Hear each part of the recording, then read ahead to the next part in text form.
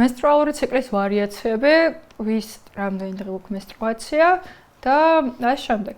გაიჩნია ხოლმე რა პერიოდში ვართ, ანუ ვართ რეპროდუქციულ ასაკში უკვე, ანუ როცა ჩამოყალიბდა უკვე menstruალური ციკლი და ეს გეტყვით რას ნიშნავს, ვართ მენოპაუზამდე პერიოდში თუ სულ ეხლახანს დაგვეწყო menstruაცია და რა ქვია პირველ menstruაციას? მენარქე.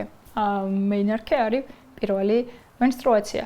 თუ მენარქე მოხდა და დაიწყო ეს menstruაცია, როგორც წინაზე აღვნიშნე, მენარქედან სადღაც 1-2 წელი შეიძლება ეს 28 დღიანი, 30 დღიანი მაგალითად 29 დღიანი და ამ შემდეგ ეს რეგულარული არ იყოს menstruაცია, თუ არ გვაწუხებს ჭარბიწონა, სხვა ენდოკრინული დაავადებები, ფარისებრის მაგალითად, თუ არ გვაწუხებს დიაბეტის საწყისი მდგომარეობა, დიაბეტი, ჰირსუტიზმი ან ჭარბთმიანობა ეს ადგილებსაც მამაკაცებს აქვს თმიანობა ესთი ქალებში, არ გვაწუხებს მაგალითად აკნე, სახეზე ზურგზე და ამ შემდეგ, მაშინ შეგვიძლია ასე 15 წლამდე დაველოდოთ ზოგადად ისედაც menstruაციის დაწყებას და ასევე თუ მანამდე დაიწყო menstruაცია 1-2 წელი შეიძლება იყოს არეული, არაფერი არ უჭირს, ექიმს